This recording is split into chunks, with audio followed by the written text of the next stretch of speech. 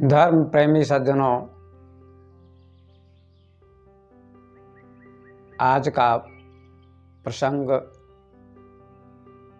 अद्भुत प्रसंग है जो हमारे समाज के लिए परम उपयोगी है। आज किसी व्यक्ति ने बहुत सुंदर प्रश्न किया है कि स्वामी जी, नई युवा पीढ़ी कहाँ जा रही है?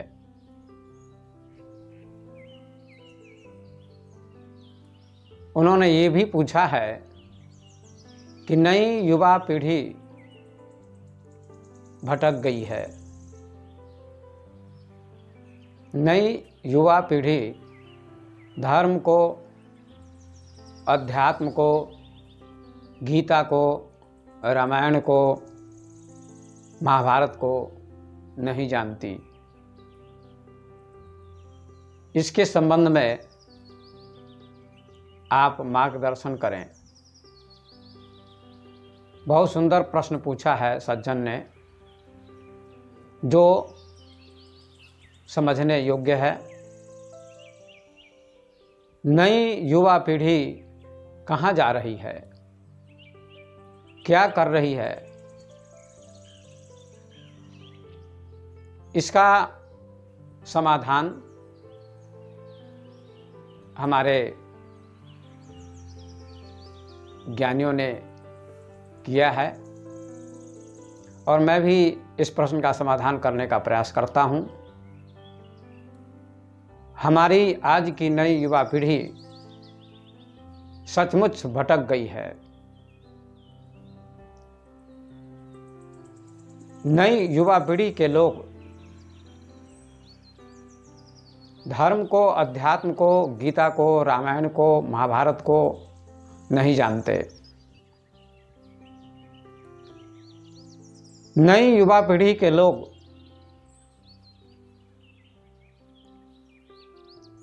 विज्ञान को मानते हैं। आपने देखा है और प्रतिदिन देखते हैं कि आज विज्ञान का विकास हो रहा है, टेक्नोलॉजी का विकास हो रहा है। इस चकाचौंध में हमारी नई युवा पीढ़ी के लोग अभिभूत हो गए हैं और टेक्नोलॉजी के सामने, विज्ञान के सामने धर्म को, अध्यात्म को महत्व तो नहीं देते हैं।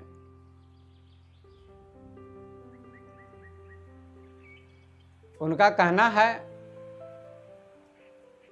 कि विज्ञान ही सब कुछ है। धर्म तो बहुत पहले से है, लेकिन फिर भी दुनिया का इतना विकास नहीं हो पाया था जितना विकास आज हो पाया है। ऐसा नई पीढ़ी के लोग कहते हैं। नई युवा पीढ़ी कहती है। नई युवा पीढ़ी की आंखें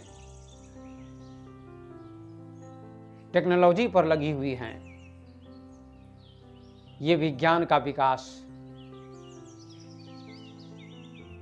ये सुख सुविधाएं जो उपलब्ध हो गई हैं, इन सुख सुविधाओं में नई युवा पीढ़ी के लोग उलझ गए हैं। उनका कथन है कि जो भी विकास आज हुआ है, यह विज्ञान का विकास है, विज्ञान की देन है।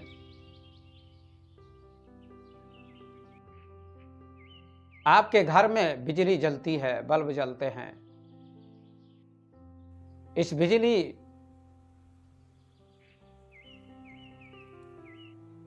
का आविष्कार थॉमस एडिसन ने किया था। गुरुत्वाकर्षण की खोज न्यूटन ने की थी।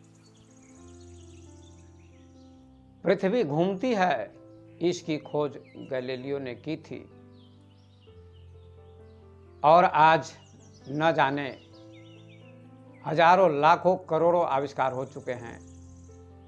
दुनिया बहुत आगे बढ़ रही है। यह सब विज्ञान की देन है, ऐसा युवा पीढ़ी के लोग कहते हैं। तो धर्म की क्या जरूरत है? धर्म तो बहुत पहले से है। गीता, रामायण, महाभारत, उपनिषद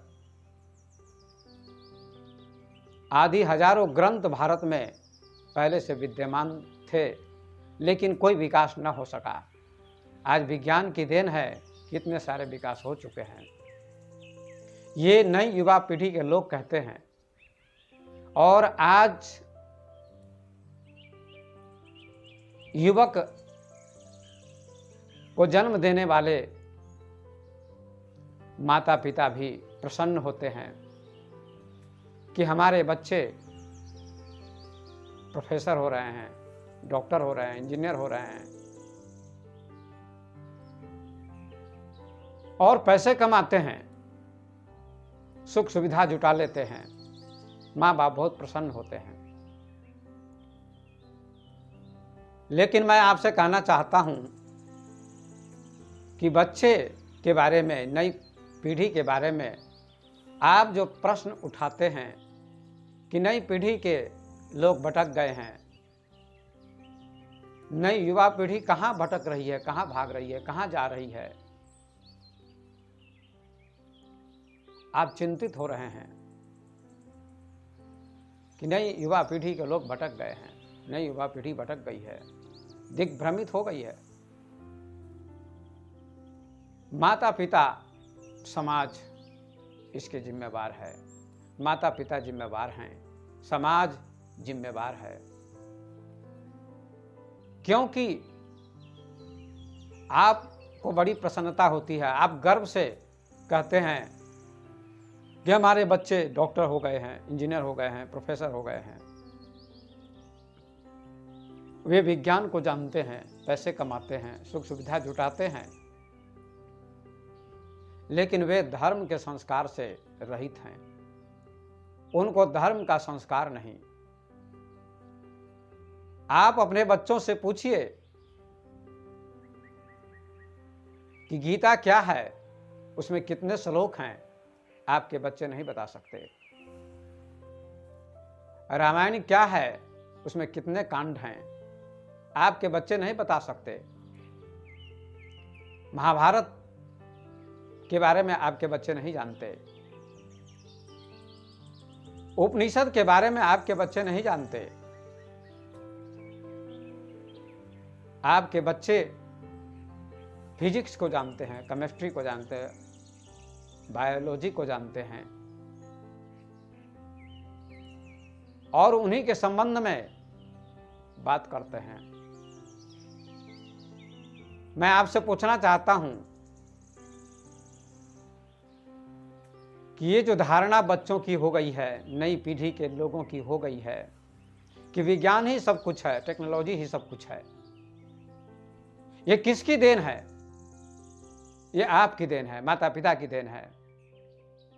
माता पिता के कारण, समाज के कारण आपके बच्चे, हमारे बच्चे दिग्भ्रमित हो गए हैं, भटक गए हैं, नई पीढ़ी भटक गई है। वे नहीं जानते कि गीता क्या होती है, रामायण क्या होती है, महाभारत क्या होता है, उपनिषद क्या होता है, ग्रंथ क्या होता है।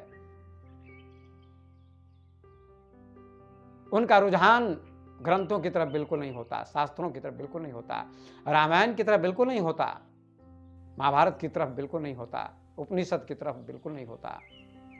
वे उन ग्रंथों में विश्वास भी नहीं करते। आपके बच्चे एक प्रकार से नास्तिक हो गए हैं। जरा चिंतन कीजिए, विचार कीजिए कि भारत में जन्मे हुए बच्चे जो अध्यात्म को नहीं जानते, धर्म को नहीं जानते, ये दुर्भाग्य है। नई पीढ़ी के लोगों का। विज्ञान आपको सुविधा देता है, लेकिन शांति नहीं दे सकता। टेक्नोलॉजी से आपको सुविधा मिलती है, लेकिन शांति नहीं मिलती है। फिजिक्स के द्वारा ये ज्ञान नहीं मिल सकता कि शिष्टाचार क्या है। केमिस्ट्री के द्वारा, बायोलॉजी के द्वारा ये ज्ञान नहीं मिल सकता बच्चों को या बच्चियों को कि शिष्टाचार क्या है, धर्म क्या है, अध्यात्म क्या है, दया क्या है, प्रेम क्या है। इन बातों की शिक्षा धर्म के माध्यम से ही मिल सकती है, विज्ञान के माध्यम से नहीं। फिजिक्स यदि कोई पढ़ाते हैं शिक्षक, केमिस्ट्री पढ़ाते हैं, बायोलॉजी पढ़ाते हैं, तो वे फिजिक्स, केमिस्ट्री, बायोलॉजी के माध्यम से ये नहीं बता सकते हैं कि शिष्टाचार क्या है। शिष्टाचार भी यदि शिक्षक ने सीखा है और बच्चों को बताते हैं कि बच्चों शिक्षक को प्रणाम करो, माता पिता को प्रणाम करो, ये भी शिक्षा फिजिक्स से नहीं मिलती है। ये शिक्षा धर्म से मिलती है, रामायण से मिलती है, उपनिषद से मिलती है, गीता से मिलती है, महाभारत से मिलती है।